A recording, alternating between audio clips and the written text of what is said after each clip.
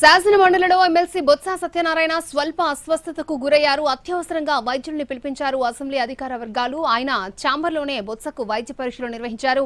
ప్రస్తుతం బొత్స ఆరోగ్యం నిలకడగానే ఉందన్నారు వైద్యులు. ఇక బీపీలో హెచ్చుతగ్గుల కారణంగానే ఆయన స్వల్ప అస్వస్థతకు గురయ్యారని వైద్యులు చెబుతున్నారు.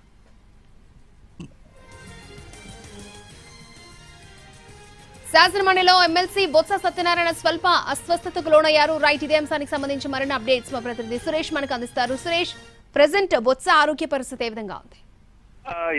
ఏదైతే మండలి విపక్ష నేత బొత్స సత్యనారాయణ ఈ రోజు మండలిలోనే స్వల్ప అస్వస్థతకు గురయ్యారు. గత కొద్ది రోజులుగా ఆయన అస్వస్థతతో ఇబ్బంది పడుతూ హాస్పిటల్లో కూడా చికిత్స తీసుకున్న నేపథ్యంలో గత వారంలో సమావేశాలు జరుగుతున్న సమయంలోనే ఆయనకి మైల్డ్ గా బ్రెయిన్ స్ట్రోక్ లక్షణాలు కనిపించడంతో హాస్పిటల్లో చికిత్స తీసుకున్నారు. అయితే గత 3 రోజులుగా సమావేశాలు ప్రారంభమైనప్పటికీ ఆయన సమావేశాలకు హాజరు కాకుండా వచ్చారు. ప్రస్తుతం ఇవాళ శాసన మండలి సమావేశాలకు చివరి రోజు కావడంతో ఆయన సమావేశాలకు వచ్చారు. అయితే ఉదయం నుంచి కొంత ఈ బడ్జెట్ కు సంబంధించి సెషన్ స్టార్ట్ అయిన తర్వాత కొంత స్ట్రెస్ కు గురైన నేపథ్యంలో బీపీలో హెచ్చుతగ్గుల కారణంగా సభలో మాట్లాడుతున్న సమయంలోనే తూలి పడిపోబోయారు. అయితే వెంటనే అప్రమత్తమైన వెనుకున్న ఎమ్మెల్సీ రమేష్ యాదవ్ ఆయన్ని పట్టుకొని అక్కడే కూర్చోబెట్టారు. వెంటనే సభకు కూడా విరామం ప్రకటించి ఆయన ఛాంబర్ కు తీసుకెళ్లిన అనంతరం వైద్య పరీక్షలు నిర్వహించారు. అయితే